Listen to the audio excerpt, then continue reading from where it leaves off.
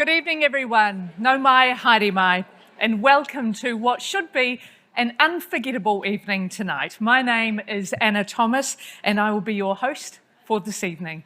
Now, the Neurological Foundation Chief Executive, Rich Easton, would have been here tonight to welcome you, but unfortunately, he has succumbed to the lurgy, so it is me that you have. It is such a privilege to be here this evening and sharing the stage with some great minds to find out a little bit more about how this thing works, or doesn't, as the case may be. The brain has been described as the final frontier. It's fair to say that even the very smartest people in the world don't know all there is to know about this very complex organ, how it works, how it can go wrong, and how to fix it when it does go wrong. 1 in 3 New Zealanders will be affected by a neurological condition in their lifetime. Now, the challenge is real. Thanks to the support of many of you here tonight, along with thousands of people across Aotearoa, New Zealand, we have a far better understanding than we did 50 plus years ago when the Neurological Foundation began its work here. So let's begin. Hands up if you have walked into the kitchen or the living room at home and completely forgotten why you've gone there. Oh, yep, okay. Maybe I should have asked who hasn't forgotten. I think basically most of the room here. What about you're at an event, a formal presentation or a gathering, and you walk in and you see, oh my God, there's Mary. No, I know, we went to school together. We worked together. You could be my colleague, but you've forgotten. Who's done that? Yeah. Right, okay. Or maybe you're giving a presentation and you forget a simple yet pivotal word and it escapes you. Or maybe you've got a red light on and you're on air, on the radio, and you're interviewing someone like Professor Cliff Abram, and you go to ask a question, you completely forget what you're going to say. It is such a common thing. The common afflictions which many of us suffer from.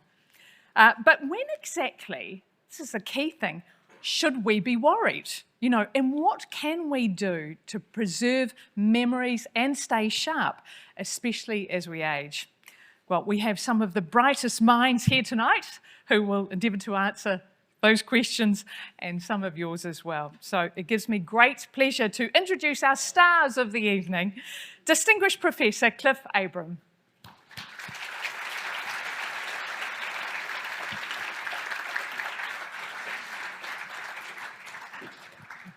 Thanks, Anna. Okay. Dr. Sarah Schonberger.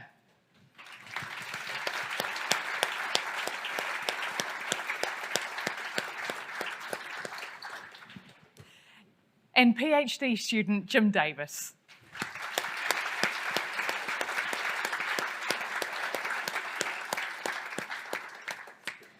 Please have a seat. Welcome to the stage, guys. Thank you. Distinguished Professor Cliff Abram teaches psychology and neuroscience at the University of Otago. He has been a leader within the national neuroscience community for decades. He completed his PhD in neuroscience at the University of Florida before coming to New Zealand.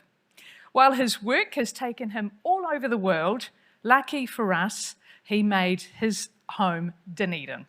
Now, Cliff's research focuses on the synaptic plasticity mechanisms of learning and memory. He's going to explain that to you. And therapeutic approaches in animal models of neurological disorders.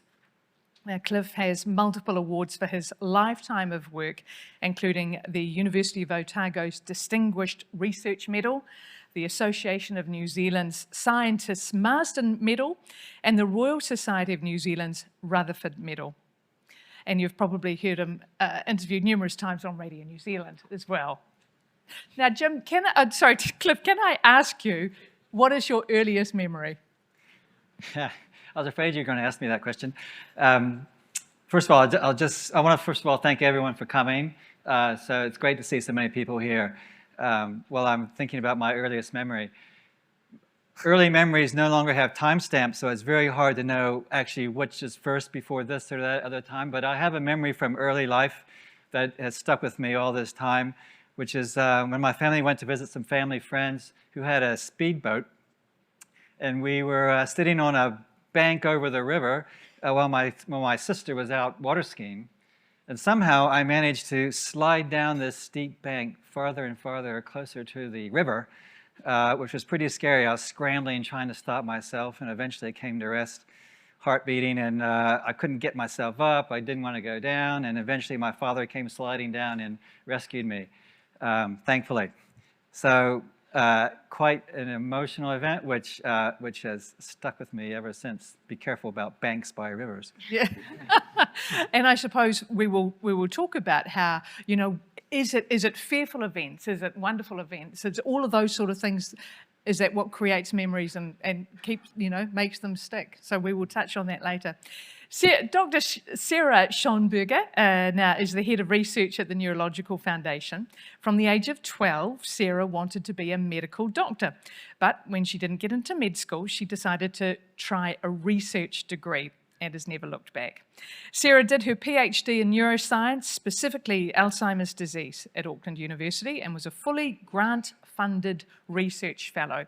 Now, after her grant funding ran out, she took on professional roles at the university and received an award for helping the university secure millions of dollars in government funding. Now, she has been with the Neurological Foundation since 2019.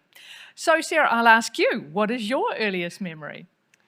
Thankfully, it's not a terrifying one like Cliff, but mine is very vivid, and that's probably why I remember it. Does anyone remember that we used to have traffic cops?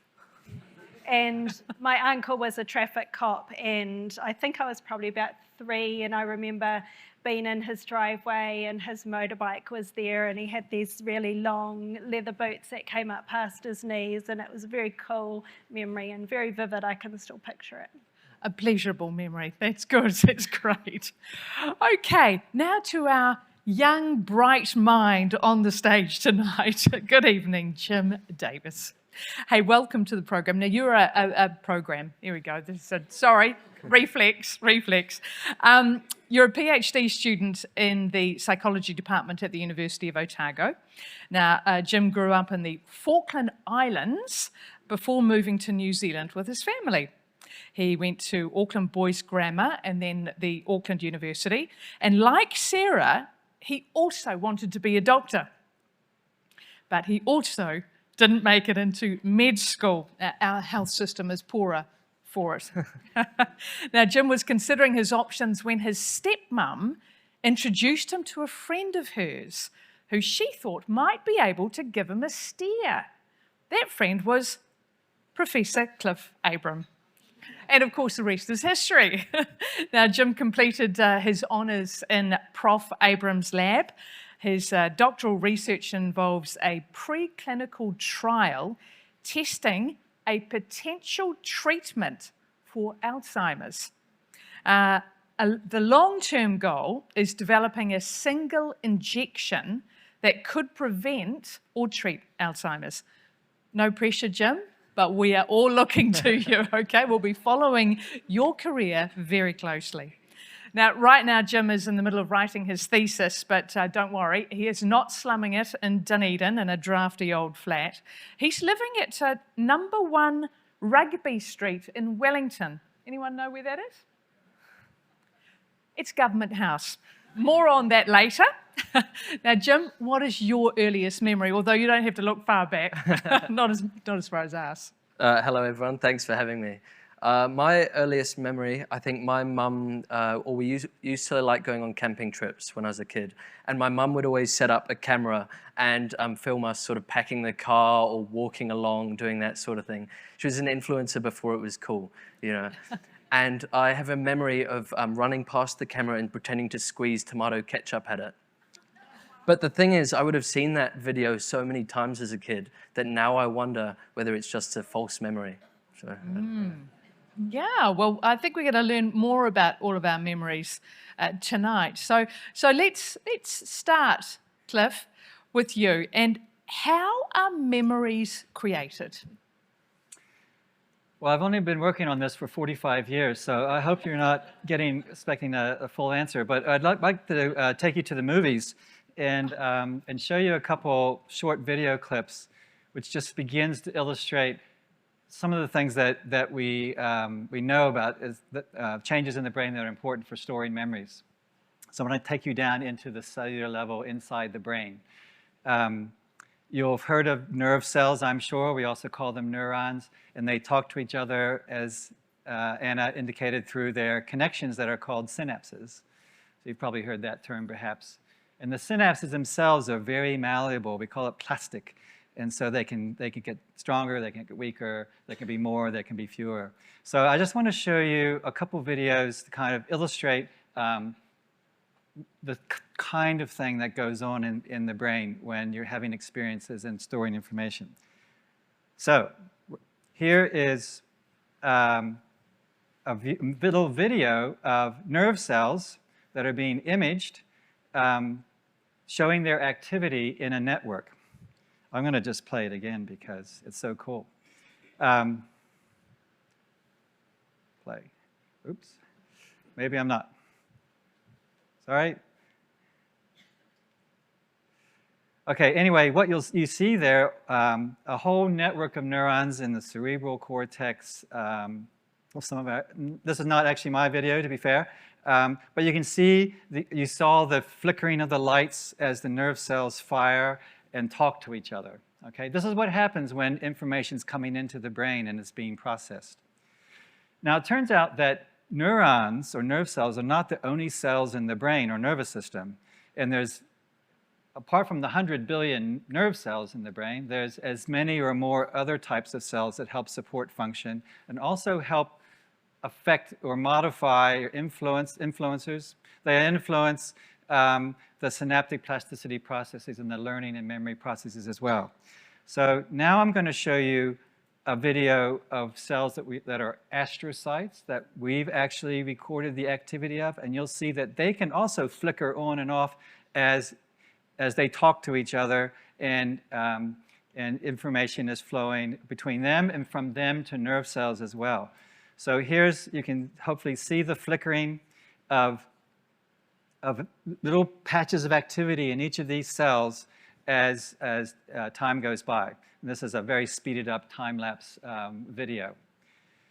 So that's this kind of the engine room. And what is actually changing then to store information are those synaptic connections between nerve cells that I was telling you about. And I want to show you a video again from another lab that shows a single synapse and how it might be changing, or how it does change, and how this would be representative of what's going on when learning information occurs. So unfortunately, the video, I have no way of stopping the video, so I'm going to tell you what you're going to see, whether it's going to immediately start. So in red, you're going to see a nerve cell process. It's like a tree, it's got lots of branches, and you're going to see just kind of a single branch.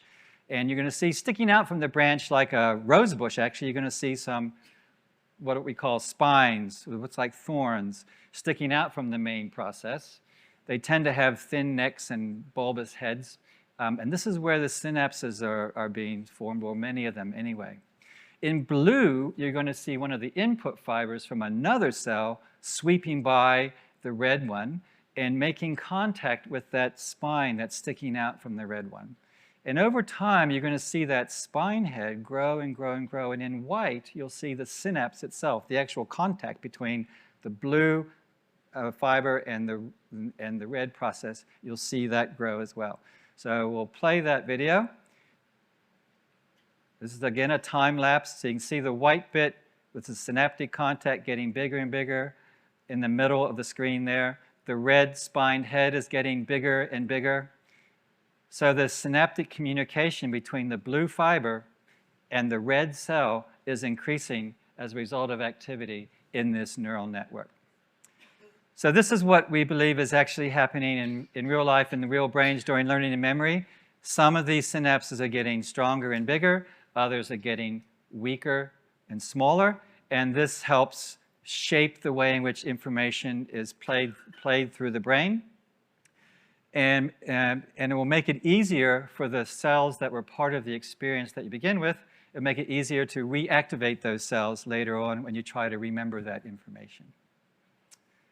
So that's the basic 101 lesson on synaptic change. Hopefully you can at least get a part of that idea.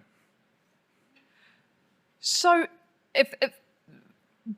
how long is that when I know it's slowed down, but when we're watching that, how quickly is that process happening? Well, in this particular case, it took quite some time, hours. Right. But in the real life, these changes in the size and strength can happen within seconds and minutes, so they can happen very quickly. Okay. So we've talked about our own, well, you've talked about your own memories tonight, and why some are stronger than others. So what causes that?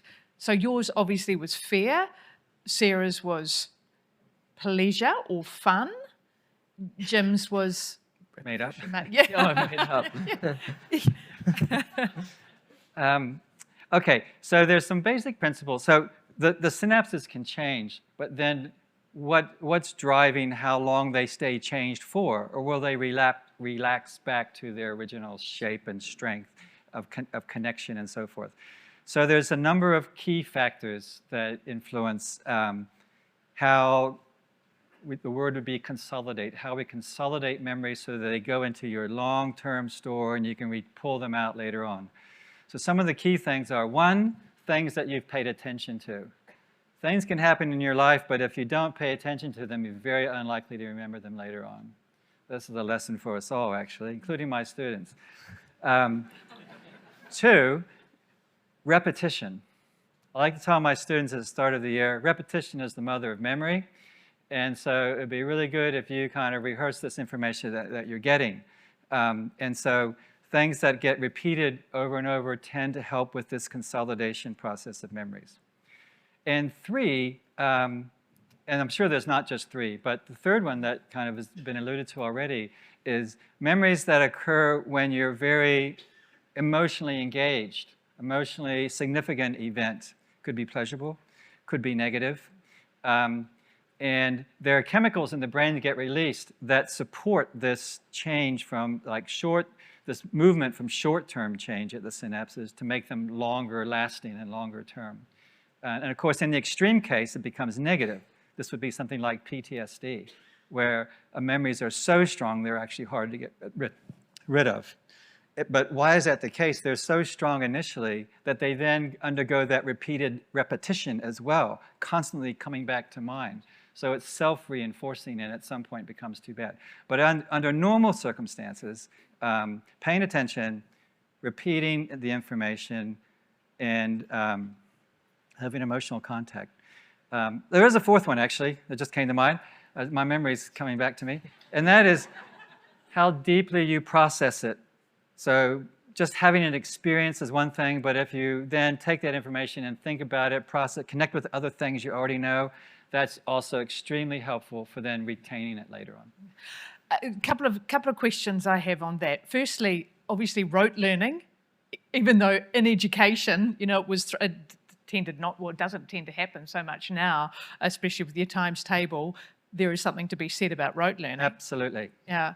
And the other thing is, why is it when we do have issues with our memory, the short-term memory goes quicker, even though it might be in the moment. I'm having this conversation with you, but then so Alzheimer's or dementia, Alzheimer's, you lose that short-term memory. Sure. So first of all, rote learning is not the only way to learn, of course, but it is effective for certain things, and you need people to be interested in engaging in your rote learning for them to actually pay attention and do it. So why does not, so short-term memory is a term for things that have happened in very recent past, and then there's this consolidation process that you need to support it coming long-term. So in things like early Alzheimer's disease, for example, so now we're talking about disease processes as opposed to normal memory function. People are traditionally call this a short-term memory problem. But in kind of psychology terms, it's not a short-term memory problem. The short-term memory is fine. As long as if something is occurring, something said, they meet someone, as long as they're thinking about that information at the time, they have it. So the short-term memory is fine. What becomes impaired is this consolidation process and shifting it from the short-term phase into long-term storage. And so it's collectively called a short-term memory problem, but it's really a memory consolidation problem. And there's various disease-related issues about how the synapses no longer function as per normal that is kind of driving that impairment. Right. So, and is it easy to tell, I know we're going off script a little bit, but I did warn that this might happen. So as we get older and we have problems with short-term memory, it doesn't necessarily mean we've got short-term or consolidation. It doesn't necessarily mean we have a bigger issue, does it? Because age. Yeah. I saw a lot of hands being raised when you asked if people walked in the rooms to forget why they went into it, and my hand was raised too. So this is a common aging thing. Mind you, I've given a lot of instruction, shall we say, to teenage children who couldn't remember a thing either. So it's not just about aging, but that's about paying attention and being interested in what's being said. But for the aging process, name finding, word finding, these things are very common for really unknown reasons. And possibly because you just, over your life course, you're learning so many names. And there's a lot of interference potentially between those names. But also the networks are no longer acting as well, functioning as well, I should say, during just normal aging. So it's annoying, to be sure. Gosh, finding people's names from, I can relate to all of you there. But it's not something to worry about. Although the tendency is to worry about it, because you're thinking, oh, is this the start of something? And really, that's the big question. Is it getting worse over time, or is it pretty much going along, slightly going down a bit? But when you get into disease processes, then the trajectory is much steeper, and it becomes noticeable to family and to your physicians. Are we having memory issues from a younger age? Because we talk a lot about this and especially in my household, and attention spans, and we have social media. There's so much information overload. Are we having issues, from a younger age because of this?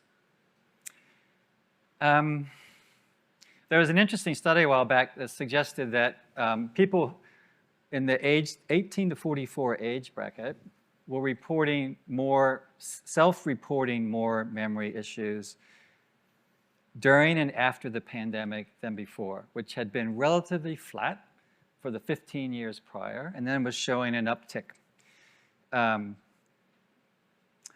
So self-report is that at younger ages, people are reporting more memory issues.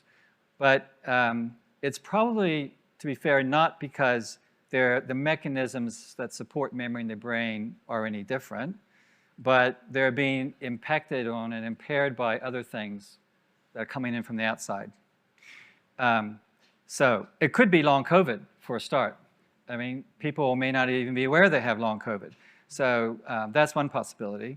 Or they may be under more stress. And stress is a dagger to memory mechanisms, both to storing the memory and retrieving it. Or it could have something to do, their actual memory is not so bad, but it's that there's so much information coming in that people, and again, I'm putting my hand up here, people are scrolling through websites, and I'm not even on most social media, but it doesn't stop me from looking at stuff. And you're only looking at a short period of time, and a lot of information coming in that you're not doing the 3 R's, the basic 3 R's of memory retention. You're not paying enough attention to each thing. You're not processing it deeply. You're not repeating it. It's not very emotionally engaging. So you have all this stuff coming in, using up your cognitive resources, and you kind of lose that ability to sit down and read a book or to read an article. Or students tell me they can't even watch a movie now, only watch a movie. They've got to be on their screens at the same time and so forth. So, so the opportunity to get access to all this interesting, semi-interesting information, useless mostly for the most part, and probably incorrect in most cases as well, is not helping process. Helping people, again, to pay attention and spend time processing is really key. I was chatting to someone who works with teenagers recently who said that never expect a teenager to just watch a movie. They will have at least 3 devices on them. There'll be their phone, there'll be their laptop, and then there'll be the movie on the TV or whatever. So yeah. So can we touch on memory retrieval? So when a memory is it lost for good, or is there a way of getting it back? Yes and no. There's kind of 2 ways, probably more, but very simply, kind of 2 ways to think about memory loss. One is the memory never really gets stored in the first place. So we talked about this consolidation from your initial short-term memory processing of information that's just happened. And then if it doesn't get consolidated into a longer form, so more solidify those synaptic changes and so forth, basically the memory's gone.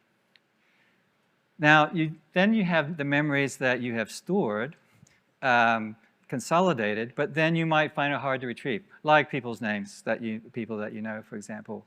Many of those memories that you think you can't recall is not a lost memory, because as soon as someone says their name, you think, oh yes, that's right, that's that person. So you do have the memory, it's just about accessing that memory. And so what's happening, I like to think of a memory, it's not completely correct either, but as an analogy, like a room with lots of doors. And the more entry points you have to get into a memory, the easier it is to retrieve. And that's why processing information is so important. So it gives you many entry points for retrieval. It's obviously not enough. But the other thing is that I suppose over time, yes, some memories can be completely lost. It's very difficult, of course, to know whether a memory is lost or just can't be retrieved. So it can be hard to tell for any particular memory. But that recognition versus recall distinction can help distinguish those things. And I think when we spoke earlier, I mentioned how in America they're using hypnosis to help people in court cases retrieve memories about the car that they saw or may have witnessed someone. How reliable are our memories in situations like that? And would you trust your memory? Well, I can't really comment about hypnosis because I don't know enough about it. But I can tell you this, that memories aren't entirely reliable, full stop. Okay? So it's not like you've written a Word document, stored it in a file on your computer, and every time you retrieve that file, it's exactly the same as what you put in, right? When you're remembering something that's happened visually, it's not a video recording that you store as a MP4 file and then you bring it back and it's exactly the same. So for a start, the information that you're coming in, even when it's coming in, your brain is processing it, so it's not an exact copy of what's actually happened, partly because of what you're attending to. Your brain is processing that information, so it's never the same as actual reality. It can be very, very close, of course. And then over time, as the memories are stored in certain networks that are activated during the learning process, and you add in more information over time and experience into some of those same networks, those synaptic changes that occurred in the first place are now being slightly modified with subsequent learning. And so the recall can be changed a bit over time. So in New Zealand, we've had the whole recovered memory problem with kids and so forth, and the issues around that. It is possible to bring, like I was saying, it is possible to retrieve memories with the right cues and the right help for things that you might not have been able to remember. But yeah, there are no doubt times when the memory is just so degraded over time and use of the networks and so forth that then it's very difficult to bring back all the accurate information that you're looking for. And that's why, I suppose, a single eyewitness in a court case is not really sufficient, by and large. They're always looking for more than one because you need to kind of find the intersection of people's memories in order to try to get to the truth. Right. Well, can we now talk about some of the things that affect our memories? Now, you mentioned stress, yeah, and we can all chime in here. Stress is a big factor, isn't it? When you're standing up on stage and you forget something or whatever. Yeah, exactly. Yeah. I'm hoping my co-panelists will kick in here because I'm speaking too much. I'll refer you to the Yerkes-Dodson law. And the Yerkes-Dodson law from almost 100 years ago is that there's an inverted U-shaped function of the amount of stress and performance of all kinds of tasks, including memory. So if you have too little stress, it's hard to remember stuff and to perform tasks well. Then a moderate level of stress is actually optimal. So it's not like you don't want any stress at all. But then, of course, you can get into the too much stress. And that's where the problems are, both for storing information. Although, as I mentioned, in a kind of a highly emotional, highly stressful PTSD situation, for example, it can open channels that make it very hard to actually remove that memory. But also for retrieval. If you're too stressed, it's hard to get that information back. Yeah. And Sarah, I think it can also depend on if you're choosing the stress. So you might be invited to sit up on a stage and that's a stressful situation, but you choose to do that, so that's a positive stress. But a negative stress is something that you find put upon you that you didn't choose and you can't do anything about, and that can be a really negative, stressful situation. So as Cliff said, there's positive and negative stress. Is there a way in which, like a line that you know when too much stress is too bad for you, or when it's not? Is there an indicator? Is there something that you should have your brain under stress for X number of minutes, or it should be over? I mean, how do you tell when stress is too much? I think sleep is a good indicator. If you're lying awake at night thinking about things, then that can be an indicator that your stress levels are too high and you need to do something to bring that under control. Yeah, I think, and breathing as well. If you're like not relaxed in your breathing, hyperventilating, that sort of thing, that's probably a bad sign as well. And it has something else I was going to say, but I've already forgotten what it was. I think that it can partly depend on how you frame it as well. My dad, I remember, would always tell me before an exam, like, a bit of stress is good, as Cliff is saying. And so I think I'd always frame it as this is helping me to remember, to do better. But then some people, they build themselves up too much about an exam. And I think if you frame it as excitement rather than stress, then maybe it can be beneficial rather than negative. Right. Okay. Yeah, I'm excited to be here. What about memory triggers and smells? You've talked about your memories, and I remember probably my earliest memory would be a smell. I ended up in Fiji at the age of 3, and the smell of the salt water and the climate. It always, whenever I've travelled since and I've smelt that smell, it's taken me back to, a 3-year-old me on a beach in Fiji. What are some of the other triggers, and why smell? So your sort of life experiences and what happens to you is what we sort of refer to as episodic memory, the episodes in your life and so forth. And these occur in certain contexts. And so the actual event itself is one source of information, but the context, the place, the people, the smells around are part of the context that are built into the memory of the actual event itself. So the memory is actually quite a complex thing. That's why large parts of the brain are actually involved in storing any single memory. But in terms of smell, there's like a direct highway from your olfactory receptors directly into the parts of the brain that are storing episodic memories. So it does seem to have, it's got an advantage over some of the other sensory systems for whatever reason, probably through evolution, that, that has been important for storing these episodic memories. Okay. Is it true what they say about if you about lavender, smelling lavender and What do they say dementia? about No connection. If you once you stop smelling lavender, then you know you need to go and see your doctor. Okay. Actually, I will comment on that maybe. Oh. I don't know about Oh, lavender. Wives' Day. No. Loss of smell is one of the early indicators of actually a variety of neurological diseases. So it's not diagnostic of Alzheimer's disease, but it's not uncommon. But other disorders also, Parkinson's disease, for example. For whatever reason, it is something that seems to go early. I mean, COVID, of course, did its own thing to many people's sense of smell.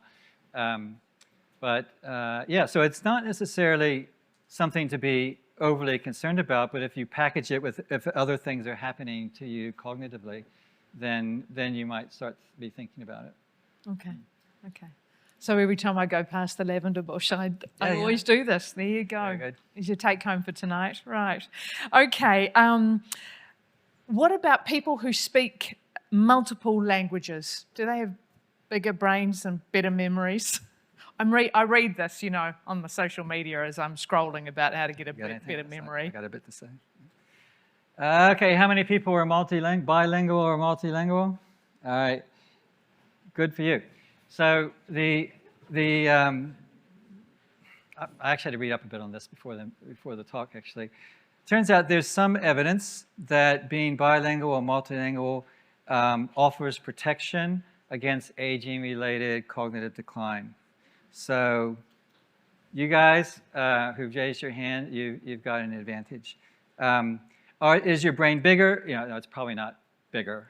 I mean, the skull is only so big, right? So the brain doesn't really have much way to go. But it does change how the parts of the brain talk to each other, particularly you know, the connectivity between the different areas of the brain that are involved in language processing and some of your other cognitive processes. So yeah, but it also depends on how early in life you learned your second language and how often you use it. So if you're what they call passive bilingual, then it's not as good if you actively use your two or more languages and so forth. So yeah, and it's never too late to learn. No. My God, that's my message to you. Duolingo. Yeah. Duolingo. Yeah, take it up. Excellent. Okay. Second to last question, and then we will move on. Is the plaque identified with Alzheimer's reversible? I know we haven't got into the specifics of this, and maybe it's something that Jim should be talking to as well. But you want to start? Oh, I would have thought. Well, they can go in and out of being plaques into their more soluble form, which actually, to be honest, the soluble form may be more toxic than the plaques themselves, which aren't usually talked about. But by the time that the brain is covered in plaques, there's often a lot of neuronal death. And by the time that the cells have started dying, then there's no way currently to bring them back. And that's really where a lot of the memory loss comes from, is when these synapses or the cells themselves die, that maybe it's not as much to focus on the plaques, but about keeping those cells alive. And I might just kick in there. You may have heard of some recent developments in the treatment of Alzheimer's disease that have been kind of major breakthroughs in one way, although still not enough in another way. But there's some new, so these plaques are what's seen in neuropathology when you examine the brains, but you can also image them with certain kinds of scans while people are alive. So you can see these depositions of protein deposits in the brain, as Jim was saying. And actually this is reversible with some of these new antibody therapies. which seem to drag the proteins or the small peptide fragments of proteins out of the plaques. And so you can, by this scanning technique, you can find that some of these therapies really do a pretty good job of removing the plaque deposition in the brain. Now, as Jim said, plaques are not good to have, but when those little small proteins are actually more soluble, they're actually more biologically active. And so they, depending on whether that's going down or not, is also a big question. And what these trials of these antibodies have shown is that they offer some limited improvement in cognition across time, with some risks as well, but they don't cure the disease. So there's still decline, there's still memory loss. It perhaps helps slow the process because there's other kinds of pathology that's going on in the brain, including the cell death that Jim mentioned, that is happening and can happen even without plaques. So it's only one feature of the disease, and okay, we have ways of actually targeting that, but it's not sufficient to completely stop or prevent the disease. Okay. Last question.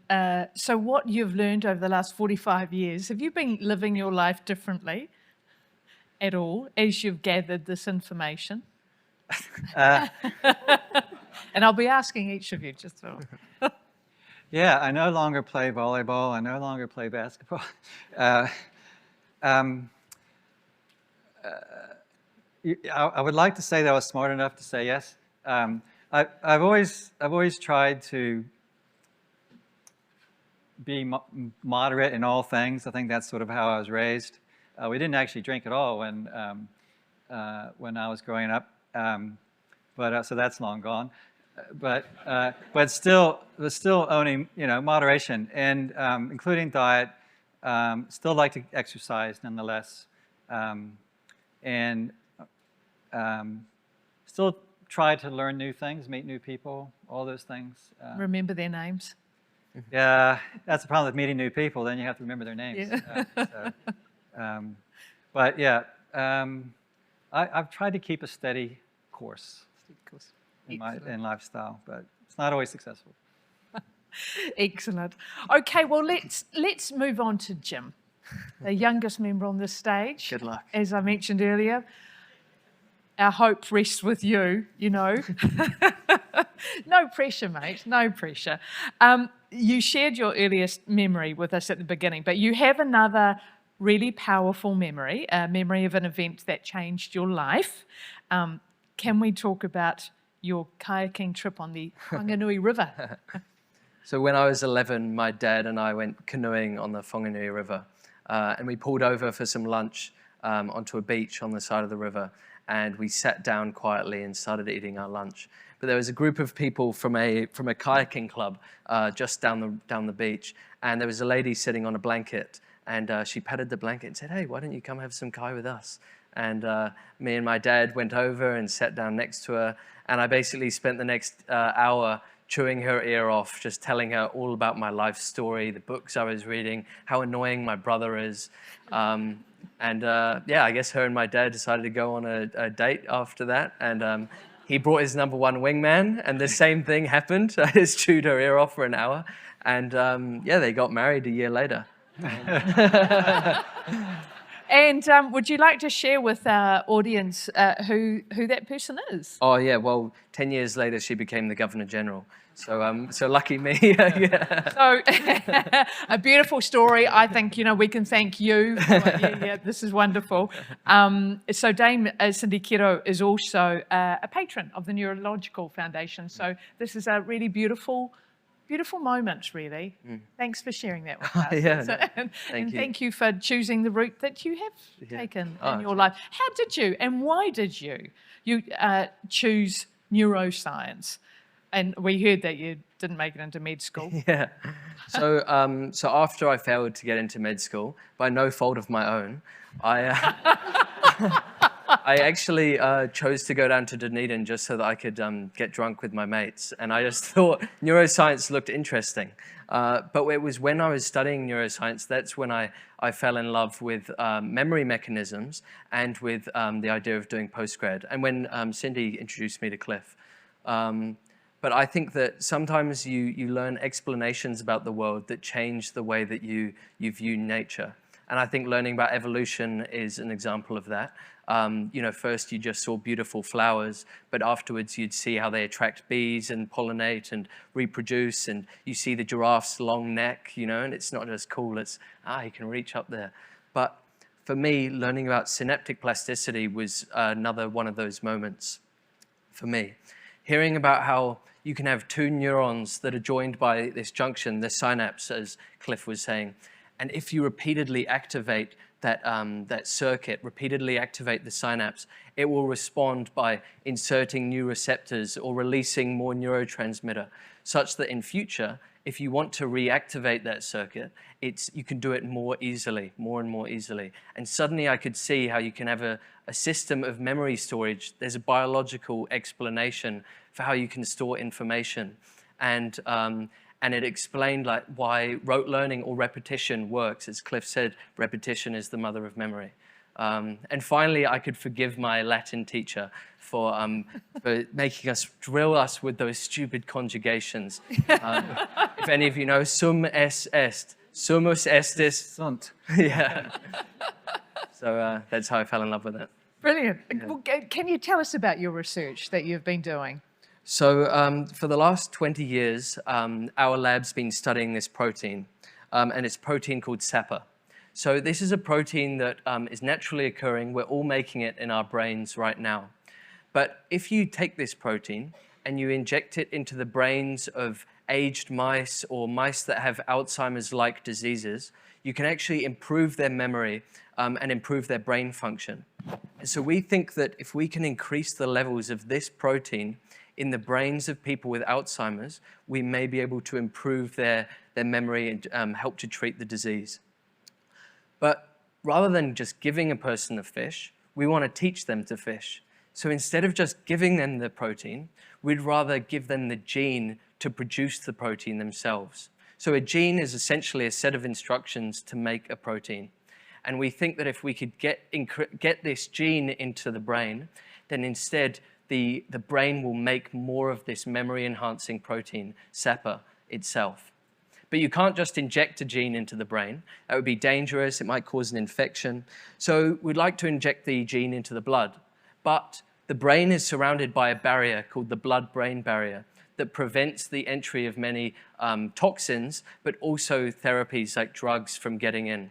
So we need a way to get this gene from the blood into the brain. So we're using a vehicle, a virus. Now, don't be alarmed, okay? It's not COVID. We can take a virus, and viruses, they're really clever because they can get into a cell and they can get their own genetic material into the cell so that the cell will make more of the virus itself, which is why they're so difficult to treat. But we can also hijack it. And we've taken a virus and we've emptied out all of the viral genes so it can't reproduce, it can't replicate, and instead we've replaced it with the gene that encodes this memory-enhancing protein, SAPA. So then we can take the virus, inject it into the blood, it crosses into the brain and delivers this gene throughout the brain so that then the brain is making this memory-enhancing protein itself. And so that's what I've been testing for the last 3 years in a mouse model of Alzheimer's disease. You must be pretty proud, Cliff. I mean, this is... It's all his idea. We've worked together on it. So this is what you've been doing for the last 3 years, and how has it gone?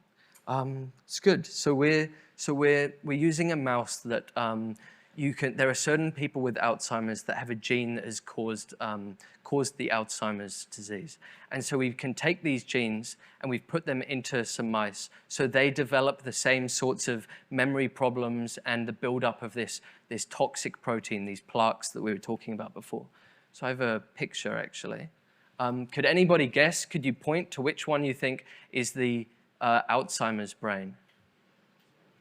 The squiggle. I think, yeah, I hope that the lefts and rights are the same as on mine. But the one that is covered in the dots, that is these mice that have the buildup of this protein that kind of clogs up the brain. It sticks together and causes these memory problems. So I've been testing this treatment in these mice. Now, one of the tests that we do several tests to see how the disease is progressing and how the treatment is going. But one of them is we measure the levels of different proteins in the brain. So we measure the levels of protein of this toxic protein, but also of the memory-enhancing protein, both in Alzheimer's mice who are treated and untreated, and in healthy mice that are treated and untreated. So, of course, as you can see in the image, in the Alzheimer's mice, we saw really high levels of this toxic protein. And that's to be expected. But surprisingly, in the mice that we didn't treat, we didn't inject them with the virus, they already had really high levels of this memory-enhancing protein, which we didn't expect. This doesn't typically occur in Alzheimer's. And so this is an interesting finding in itself in the untreated mice, that they had the high levels of the memory-enhancing protein, because it suggests that the brain was trying to compensate for the disease by increasing the levels itself. But what it meant also is that in these mice that we did inject the treatment into, the levels of the memory-enhancing protein didn't increase any further. It's like it was already at a ceiling. And so what this meant for us is that we couldn't actually, it wasn't a suitable animal to test the treatment in. And so this has taught us a few things. First of all, the delivery mechanism, this works. So we're excited to move forward using this as a vehicle to get into the brain. But it also showed us revealed or raised questions about how the brain compensates and how it may actually try to protect itself from disease. And finding this in this mouse model was, which is a really popular and commonly used mouse across the world to study Alzheimer's, is a novel finding and will help other people to also study it. So we're now really excited to move forward with, in a new model, with an updated virus that we think could get into the brain even more efficiently, but maybe Cliff would tell you more about that, because that'll be after I retire. My PhD's almost over. That's it. Well, I could just kick in and say, although this is how science rolls, right? You find effects or no effects than you were anticipating, but you try to learn from them and move on to the next great experiment.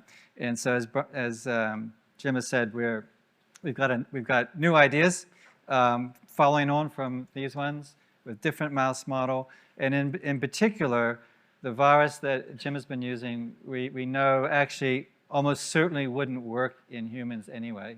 So now we're moving to a new model where we're 95% sure that it would actually work in humans as well. So we're generating new mice with a new virus to follow on from Jim's work that we think will actually be more translatable into the clinic in due course. And have we got a timeline on this, Cliff? Typical journalist question. Yeah, typical.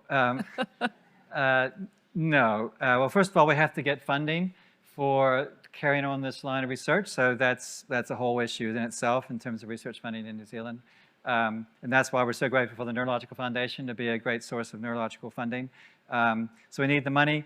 We need to test these mice, so it's another 3-year project like Jim did to test these new mice with a new virus. But then, depending on how the results go, and of course you might still find unexpected things, but depending on how the results go, then we can start thinking about what it would take, what we would need to have on board to move to something more of a clinical trial. Okay. Time is marching on, and I really want to, I'm sure you'll have plenty of questions. Remember, write them down, use your pen and paper, and someone will be around to collect them as we go. But Sarah, I really want to talk with you now, because you've got this fabulous table next to you, covered in all sorts of, is that a glass of wine? Because I wouldn't actually mind a wee sip right now, because I did hear this another thing, a bit like lavender. I heard that red wine is really good for the brain. Is that true? Yeah, sorry, Anna, it's not red wine. Oh. Sarah, can you explain what is on the table and how it relates to this evening? So this evening I wanted to hijack the event with some brain health information. So here we have the humble apple.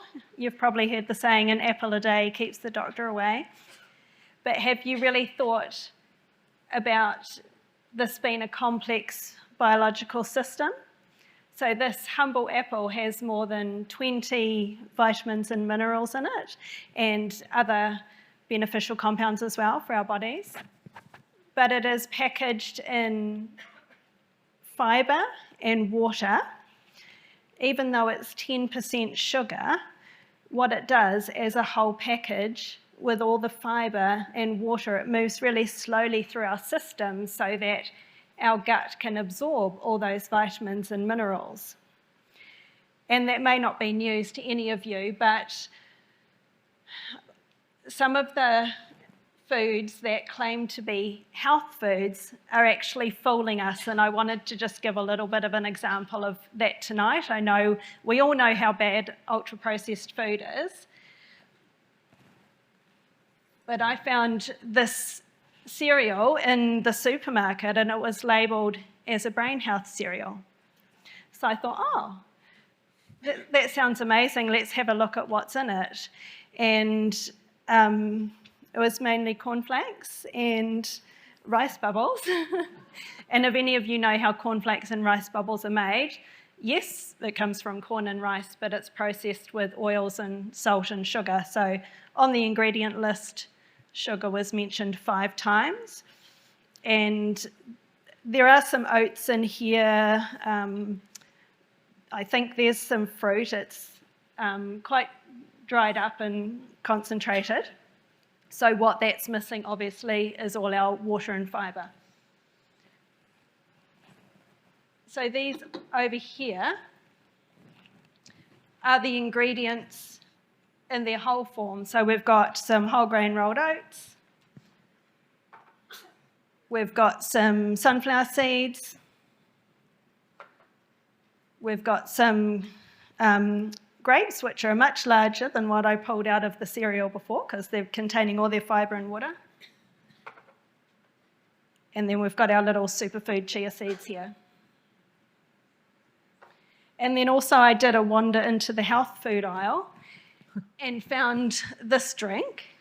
So I've taken the label off it just in case anyone here works for the company. But it's... Name and shame, Sarah, name and shame. It's claimed to be very good for you to drink daily. And I don't think it's bad for you. It's raspberry, lemon, apple and pear. But when I went to have a look at the ingredient list, it's fruit concentrates. So there's no actual whole fruit in here, which is why it looks like a nice glass of red wine. There's no pulp or anything in there. So if we actually put in a little bit of effort, and maybe we buy one of those smoothie makers that's everywhere now, and we put in our apple and we put in our lemon and we put in our pear and our raspberries and just blend them up and drink that instead, then we're getting all the fibre and water moving nice and slowly through our system, absorbing all the vitamins and minerals, and then we don't get blood sugar spikes. Because when we don't have fibre in there, we get blood sugar spikes. And what that does is it causes our pancreas to release more insulin, which then causes us to have cravings and overeat. And then if we take a little bit of time to make some rolled oats and mix in all our favourite fruits and nuts and seeds, we get a really healthy breakfast as well. So I hope that maybe tells a few people a few new things to think about, but that's just my brain health bandwagon. the new face of NutriBullet, I think. Now, last year, the US released a new dietary guidelines for Americans. I assume it would relate to here as well, which flipped the food pyramid. We did read about it in the news as well. Why? And so the food pyramid being, well, actually, you can explain because I've forgotten. I think we all remember the food pyramid as a triangle, and on the bottom layer there was bread and pasta and rice and grains, I think, and that was not really anything to do with health, it was more to do with historical food shortages. And then we had fruits and vegetables, and at the top was basically all your proteins at the very top of the triangle saying eat them least. And we all know that if we don't get enough protein in our diet, then our body keeps telling us to eat more. And also that bottom layer, if it was all whole grains that had lots of fibre and were really good for us, it might have been okay, but I think the focus has instead become on cheap foods. So we've got your cheap white breads and your rice and your pasta, and basically it fills all those middle aisles of the supermarket, and so people are eating food with little nutrition in it. So what the latest guidelines have done is they've flipped that pyramid upside down. So I'll see if I can do an upside down. I don't know if I can do an upside down triangle actually like that. And so up the top is all your real foods, and the message of the guidelines, I think the first sentence says just eat real food, and that's all your meat and eggs and dairy and fruit and vegetables and nuts and seeds. So everything that's as close as possible to how it grows or how it's farmed. And then down the bottom of the triangle in the small point is the whole grains now. So the message is to be eating stuff with a lot more protein in it and a lot more fibre. And as I was driving here today on the 4 o'clock news on Radio New Zealand, there was a story about a combination of the Mediterranean diet and a healthy heart diet, which showed it was over a 12-year period, and it involved 1,600 people. So that's a pretty big group of people, isn't it? Yeah. And it showed that if you combined the Mediterranean diet, which I think we most of us know about, olives and olive oil and tomatoes and other things, then it slowed the brain. I obviously need to eat more of the Mediterranean diet, but it slowed brain aging by over 2 years, and that was over a 12-year period. So that was that's quite a finding. But I suppose it's nothing new, I would assume, to you bright people on the stage. Yeah, I think there's always new diets coming out, and the MIND diet that you're talking about has shown some good results for people. It's combined with the DASH diet, and the DASH diet has shown good results for people with heart conditions and lowering blood pressure and that sort of thing. But I think overall it shows that you can use good food as medicine, and I'm a big believer in that. I think it can be difficult to stick to a particular diet, but I think if we keep it really simple, our brain cells have the job of producing energy, and they need the fuel that we find in our fruits and veggies. That is the fuel for our brain cells, and in our meat and eggs and nuts and seeds and all that sort of thing, all the natural foods. And so the more whole foods that we can get into our diets, the happier our brain cells will be, and the more they will produce the energy that we so want. Excellent. I might just kick in and say that it sort of reflects a general principle in a way, combining a heart health diet with a brain health diet. It just reflects the general principle. Some of you have heard before that what's good for the heart is good for the brain. And so this is also, for example, why exercise and so forth is good for both. It's good for the circulatory system, and that's good for the brain, because the brain needs a healthy blood supply. It uses 20% of the cardiac output, so to provide the energy and the oxygen that it needs. So these things all sort of wrap around together in terms of healthy brain aging. So what about things like Sudoku, the brain games that everyone talks about, that my feed is full of, I mean, I'm a big fan of games and puzzles, but the key to developing more synaptic connections that Cliff was talking about is about learning new things. So if you've been doing Sudoku for 5 years, then it's probably not growing your brain. I'm sorry. Yeah, you'll get very good at, well, maybe not me. I'm still trying to conquer the hard ones. But you will get good at what that thing that you're doing, the Sudoku. There's nothing wrong with doing it by any stretch. But yeah, you need to keep trying new things. And things that are, the studies showing that things that have more dynamic interaction in terms of these cognitive training or skills actually give better effects on brain function than just like a static Sudoku, Wordle, Octordle, whatever it is your flavor. I do all those, but that's not all you need to do. Right. Yeah. And Sarah, you mentioned in a conversation we had earlier about stacking. Can you tell us what that is about? Yeah, so we hear a lot of things about you should be exercising, you should be eating better, you should be socialising, and if you picked up one of our brain health cards, they're all listed on that. And that can be a bit overwhelming. We lead busy lives, and if we're trying to fit in all these other things as well, it can be difficult. So stacking is where you combine things together. So for example, you might decide to find a new bushwalk, which is your brain learning something new, and you might decide to go with friends or family on that bushwalk, and that is your social aspect. Obviously, if you're walking in the bush, you're getting exercise, and then also being in nature is very de-stressing. So that's 4 different things you're combining in one activity. Or the other concept of stacking is that you add it on to things that you already do. So you may not be very happy with me saying this, but do you always look for the best park wherever you go and try and park as close to the door as possible? Flip that upside down and try and find the worst park everywhere you go and add 5 to 10 minutes of walking. Can you park in the very back corner of the supermarket and carry your grocery bags to your car or something like that? You can add things to things that you already do to make time to get your blood flowing, get your heart rate up. I heard a psychologist say shopping is good. So not online shopping, but actual, real shopping. Thank goodness! Oh my gosh! Yeah, totally. You often do it with other people. You're walking around. You're using your brain to get the sales and the right prices, and or golf guys or whoever plays golf. Same thing. Excellent. Okay.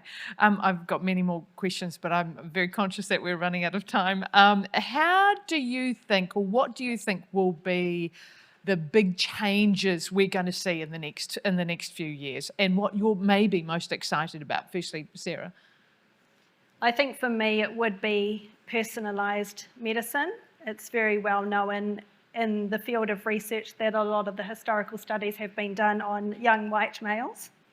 And what we need to know is for any particular person, their age, their gender, their background, their genetics, their lifestyle, what particular medications might work best for them, what particular lifestyle interventions might work best for them. And because of the powerful computing power that we've got now, that personalised medicine is becoming more and more of a possibility. So I think that's one of the exciting things ahead.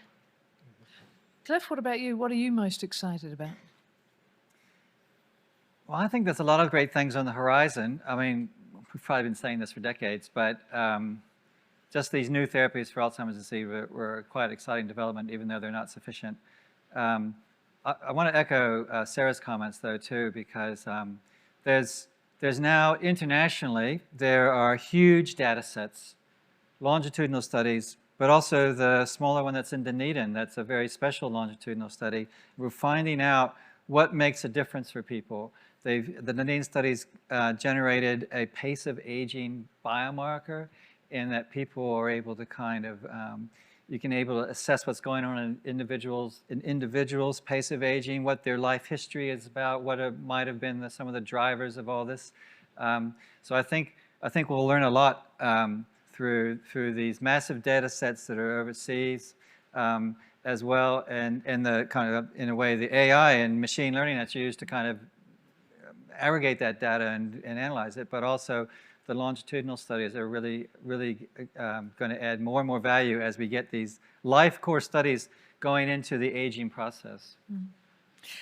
And Jim, apart from finishing your thesis, what's really exciting you?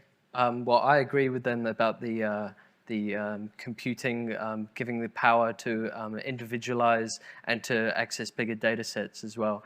But I mean, personally, I know that I studied it, but I guess I'm really excited for these viral gene therapies. I think there's a lot of work coming out using them as vehicles to carry genes into the brain and other areas and edit as well. And I think that if we can crack them, then it would be really helpful.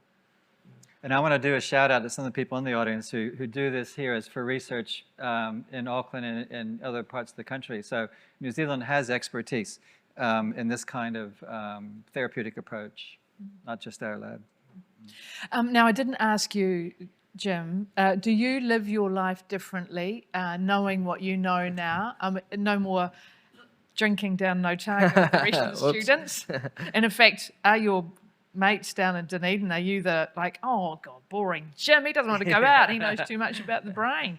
I definitely used to be like that with helmets. I never used to think it was cool to wear a helmet when I rode my bike. Right. But not from my research, but from going and seeing all the concussion research going on around, especially a lot coming out of New Zealand around the rugby. Now I'm always harking on at my mates to do that. You always wear a helmet. From my research, I know that the number one risk factor for dementia is aging, and there's nothing we can do about that. But interestingly, the number one modifiable risk factor, something we can influence, is hearing loss. And so learning that has led to me wanting to take earplugs if I'm going to loud parties or concerts. But honestly, if you're noticing that your hearing is starting to decline, it's got its benefits. You know, I once asked my grandfather why he doesn't wear his hearing aids, and he said, "Jim, going deaf saved my marriage."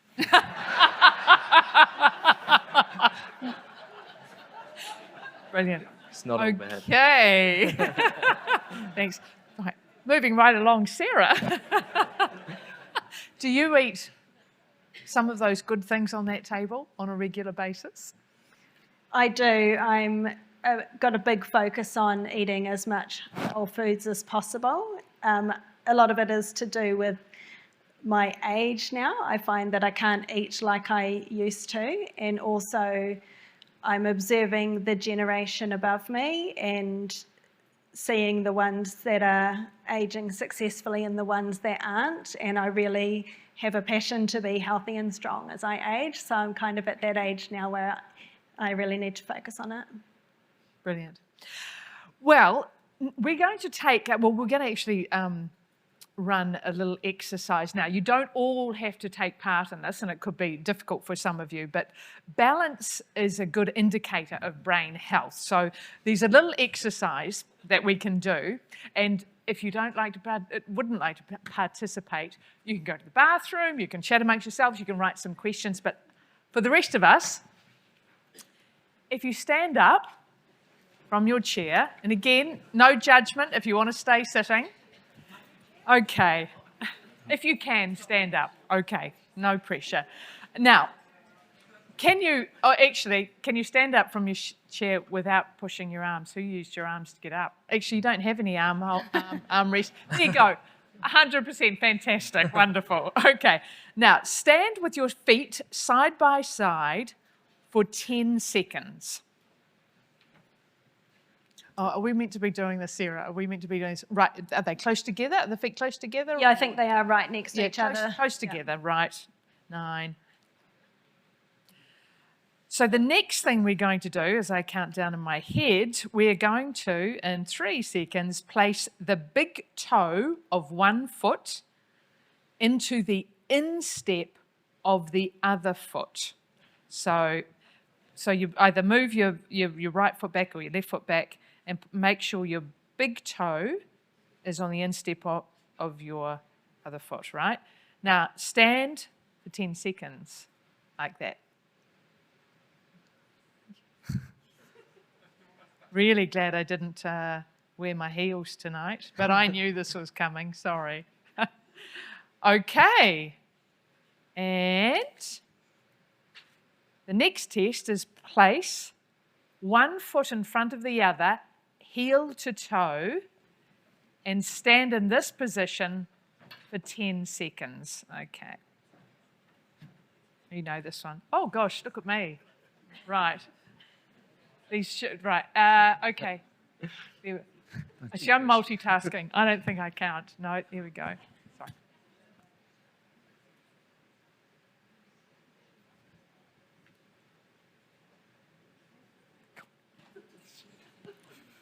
I just say I'm wearing my daughter's shoes and they're really tight. I definitely wore the wrong shoes tonight. Okay, that's us. And then the last one, the last test is stand on one foot for 10 seconds. Oh. And any foot you'd like. I'm sure you can use your arms in this. 8.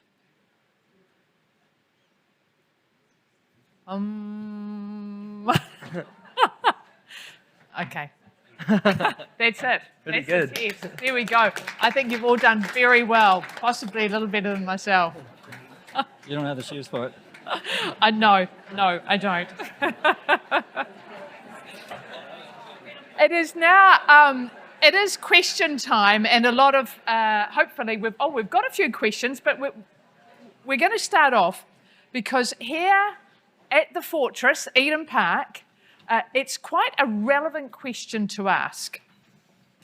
And that is the link between, and we've touched on it this evening, the link between concussion and rugby and neurological problems. Now, I'm not sure who would like to address this first. I'm thinking you, Cliff. Would you be concerned if your grandkids wanted to take up rugby? There's experts on this topic in the room, so I have to say yes. But I would say yes anyway. I did play gridiron for a short spell. Fortunately, I got an injury, and it ended my career, and that was probably a good thing when I was in high school. But it has become very clear that head injuries, concussion, whatever, there's different terms that are bandied about, but it's not good for the brain. Now, people can recover depending on the severity, but there can also be long-lasting changes. And of course, with repeated head knocks, that sounds very innocuous, doesn't it, to call them head knocks, but repeated concussions is even worse. And with regard to brain aging, cognitive decline, to a certain extent, it's the sum of the experience that you've had in life, your diet, your genes as well, your education. There's lots of things that influence it. Alcohol consumption, overconsumption of alcohol, drug takes. So these things all interact, and so concussions can really play a major factor in this. So I had one a few years ago, coming off my bike, doing the epic around Lake Hawea. So I just decided right then and there I'm not going to ride those kinds of mountain bike rides anymore, because one was enough, and I don't really want more. Okay. Do you want to add to? No? I think it's really important to recognise that it's not just rugby. New Zealanders have a thirst for dangerous sports. So we've got rugby, football or soccer, mountain biking, as Cliff has mentioned, surfing, rock climbing, horse riding. We do lots of things in New Zealand that have a high risk of head injuries.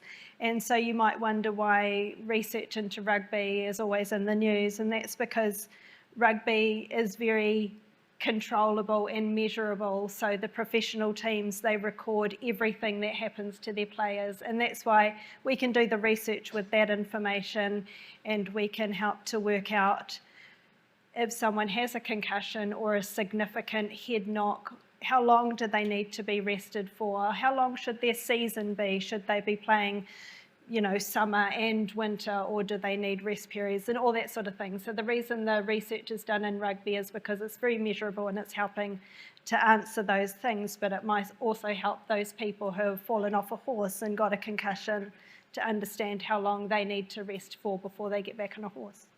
Okay.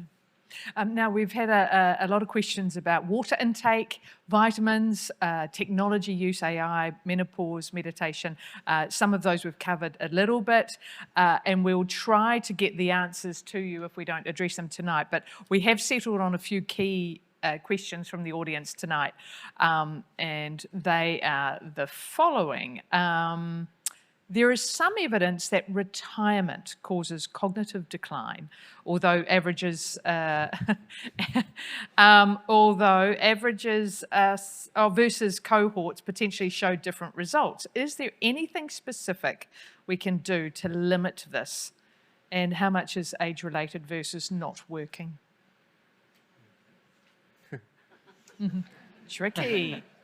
I think if you look at the brain health postcard that you should have all received when you came in, if you're doing those things, then you have every chance of aging successfully.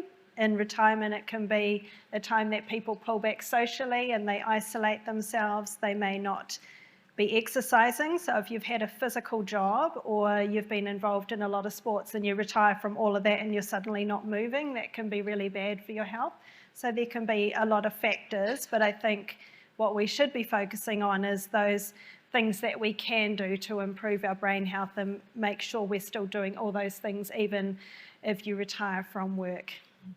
I think work can bring, oh, sorry. I know, sure. The work, well, I guess I haven't really worked that much, so I'm probably the wrong person to be asking.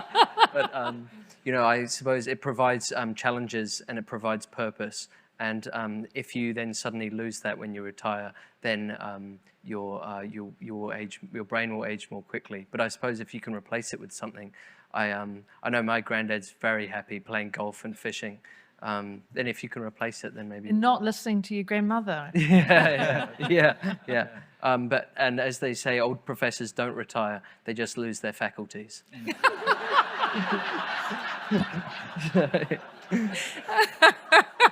I love it. Now, this is a really interesting one. If one part of the brain is significantly damaged by traumatic brain injury, how does the brain compensate for the death of brain cells by the voluntary loss of the hippocampus and I'm sure you know that one. Okay. So traumatic brain injury, it can seem localized to a particular area. Same with strokes, for example. So these acquired injuries, disorders of the brain. They can be cell loss, but the brain is highly interconnected. So something that's happened over here, because that brain area normally talks to these brain areas over here, you can get quite widespread kind of downstream effects on how the brain works. So, but the brain has a remarkable capacity for plasticity. This is the good news. So just like we talked about plasticity, obviously during development, talk about plasticity. I mean, babies and young children are super learners. They have a highly plastic brain. Those of you who had kids will know this. But everyone still has it. Everyone in this room still has plasticity. And plasticity, of course, for normal learning, going through school, education, just learning everyday things. Some of those same processes, or very similar ones, can be happening in the brain to help recover function that's important that may have been lost from damage to particular areas. So, all is not lost. And some people can be recovering over quite some long periods of time as the brain does a bit of reorganization. It figures out what important things that keep coming up that the brain needs to be becoming better at than it might have lost. Some things never recover. You can have a really bad stroke. You can't move on one side or hardly, and that may never really recover very much under some circumstances.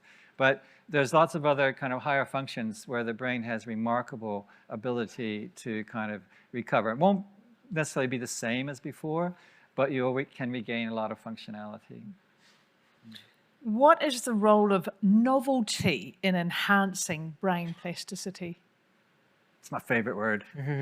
That's my favorite word. So we talked about doing Sudoku. Well, okay, maybe a different Sudoku every day, but in the end, it's not very novel from day to day. So yeah, the brain loves novelty. This is like, diet may be your take-home message. Novelty is my take-home message. And we sort of touched on it anyway. When you retire, you don't just give up doing stuff. You got to keep finding new things, new people.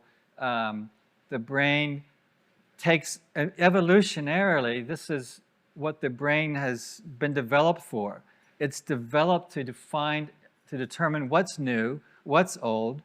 If it's new, is it a threat or is it an opportunity? So it's evolved to detect novelty and to learn from the experience. Was it a good experience, this novel thing? Was it a bad one? Should we repeat it? Should we not? So this is what is good for the brain. It turns out that it's not just good for helping you learn. It's actually good for brain health. When you have novel experiences of different kinds, different sorts, new people and all the rest, the kinds of proteins that Jim studies, and there's lots of them, not just the one that we're interested in, get released in the brain, and it supports the storage of information, but it actually supports the health of the cells, just the neurons and the other types of cells. It supports brain health. So keep up with learning new stuff is my message. Some people don't have an inner voice, so instead of remembering things via an internal narrative, they do so more in pictures. Which type of memory is easier to consolidate or is stronger? That's a tough one. Yeah, I'm not sure. Yeah, that's an interest. I can't really comment with any kind of expertise in this area. I know that my friends in psychology pretty much sneer at the idea of learning styles, which has become quite popular in education. I mean, the brain works on pretty fundamental principles when it comes to learning. Now, yes, some people have really high mental imagery more than others, and this can obviously have an influence on things. And I'm sort of rabbiting on here because I don't really have a strong answer to that question, but I don't think there's one thing that's better than another. It's you know, individuals are different. We talk about individual differences, and so I don't know what the evidence. Maybe someone else in the room knows, but I don't know if there's a better or worse style. But if it works for you, work with it. Yeah. Okay. I know there's one type of memory that is very interesting, and that is remembering music. And some of you may have experienced it if you've had loved ones with Alzheimer's disease, is that they may actually lose the ability to talk. And then if you sing to them a familiar song, they will actually sing along with you. So that's a very fascinating aspect of memory.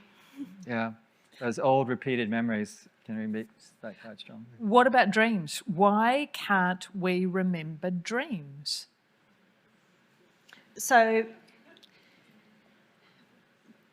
sleep, one of the reasons sleep is very important is because it is when we consolidate our memories. So if you want a really good memory, get some really good sleep. But during the REM phase of sleep is when we dream. And so the neurotransmitters that consolidate memory are not present in very high levels during REM sleep. So it's a phase of sleep that's not designed to create and consolidate memories. I didn't know that. Thanks. It was a question submitted prior, so I did some looking up on that one. So my brain has learnt something new and novel. Audio books or reading a book? I've heard reading is better. I think it's more difficult, or it's more active, right? It's not just a passive intake. What about if you stack? If you go for a walk in a new forest and listen to an audiobook, it's got to be good. I think And with a friend, although that could be a bit tricky. Yeah. if you're not going to read a book anyway, then you might as well listen to one. There's nothing wrong with audiobooks.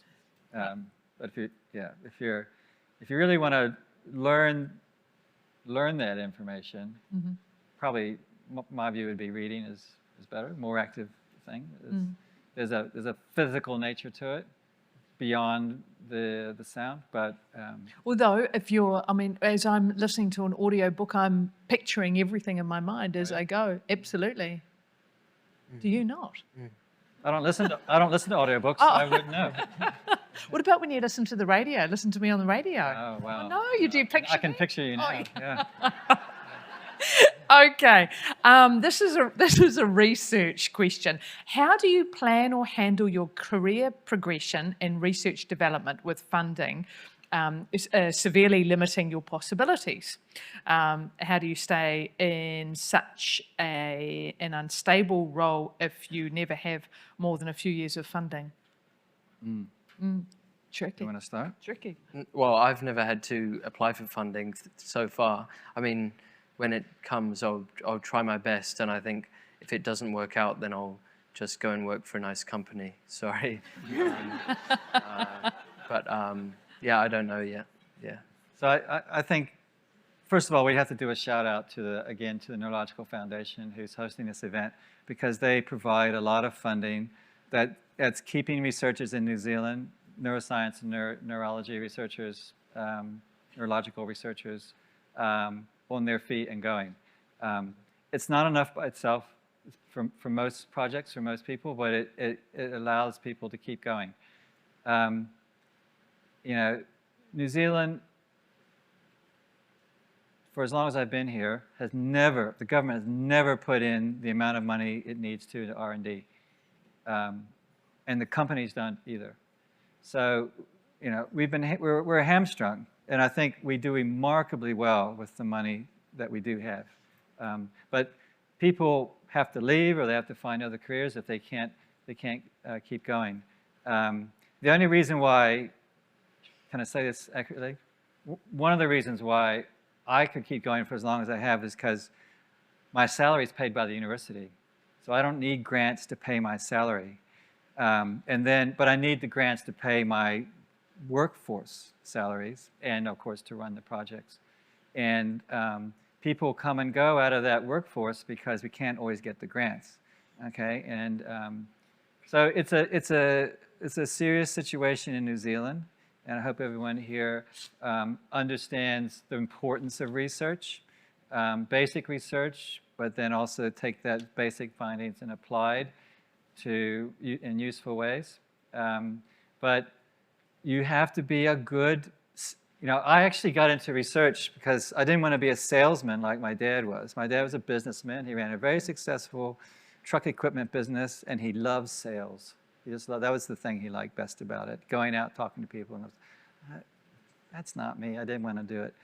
Turns out, you go into science, and you have to go into sales. You have to write your grants. You have to get the money. So you have to be good at it. You have to learn from it. You have to get better. Yeah. Okay, we've only got a couple of minutes left. So a couple of last questions, and then I want to ask you your takeaways for our audience in one line. So second to last question: people who get a cochlear implant who have heard before and hear music. We're actually talking about music. And they use the memory to fill in parts they actually are not hearing. So is this relates to the music that you were saying before? It's a memory, or do you think, or it's a memory fill-in? Well, I think that's it's an example of how we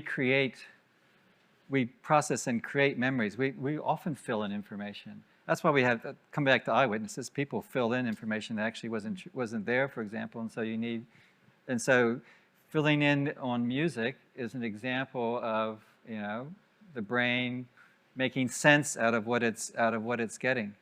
That would be, in my view. I mean, again, I'm not an audiologist, so there might be other views, but it's related to how the brain works. The brain tries to make sense out of the world. To make sense out of the world that's coming in, tries to make sense out of the stuff that's coming back out from the brain in terms of, because you might only have partial recall of information, and part of music would be kind of part of that. There's a question about gut health and dementia, but I think this one, this final question is the question of the evening, and I would like the person who wrote it to stand up actually when they hear it. What effect does drinking beer have for your general health? Who wrote that? That's probably my husband. And I assume you could tie it into the question about gut health too, and memory, and can't you? Can you? Can you start with that? You're going to throw that one to me. So you may or may not know that the gut is the place in the body next to the brain where you have the greatest number of nerve cells. So there's about 500 million nerve cells in the gut, and the gut communicates directly with the brain.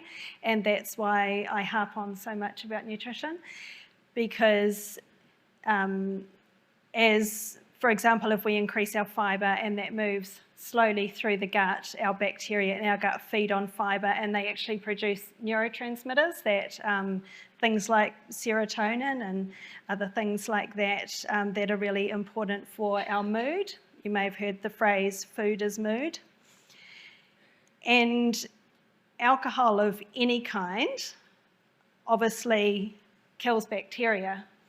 So our gut is able to reproduce that bacteria. We should be eating foods with probiotics in it. I'm a big fan of Greek yogurt. And we can replenish that bacteria. So if you're not drinking a lot, then it may not have that much effect on your gut, is my understanding. But disclaimer, I'm not a nutritionist. I'm just a person with an interest in nutrition. But if you are continually drinking alcohol all the time, then your gut bacteria might actually struggle to survive, and you may have different health effects of that. Okay. Right, well, that wraps up the evening, but I wanted to ask you your takeaway, from each of you, a takeaway for our audience tonight. Sarah, I'm assuming yours would be gut food related? Well, when we look at the brain health postcards that you've got, I just read a book recently which talks about them, so age accelerants, so things that speed up the aging of your body and your brain, and age decelerants, so things that slow down the aging process. And I think that's a really nice way to look at it. We want just to do small changes to our lifestyle and think about what could I add at this stage that would, I can take out something that I'm doing that accelerates my brain aging, and I can maybe add in something that decelerates and slows down my brain aging. And it's been shown on MRI scans that people who follow the good heart health and brain health guidelines actually have younger looking brains. So it is a real thing that you can change the age of your body and your brain by your lifestyle. Thank you. Jim? I think that you should listen to yourself, and you should try to do as many of these positive things as you can. But if you prefer audiobooks over reading, like, go for it, and you enjoy it, and keep striving to do good things. But don't beat yourself up if you can't meditate for 4 hours a day. And Cliff? Yeah, I mean, the temptation to think that there's a perfect lifestyle that you really ought to do, and it's everyone's an individual, so you have to see what works for you. But I'm going to come back to what I've already said before, novelty, I think, and keep learning. That's fun, it's interactive, and it's good for brain health. So on top of all the things that these guys have said, but I think just also keep putting yourself in situations where you can keep learning is my advice. No matter age, gender, ethnicity, whatever. Thank you. Thank you to the three of you for sharing your knowledge and helping us possibly live healthier lives, knowing a bit more about how this works here. Thank you so much for joining us. Thank you, everyone, for your questions and your participation.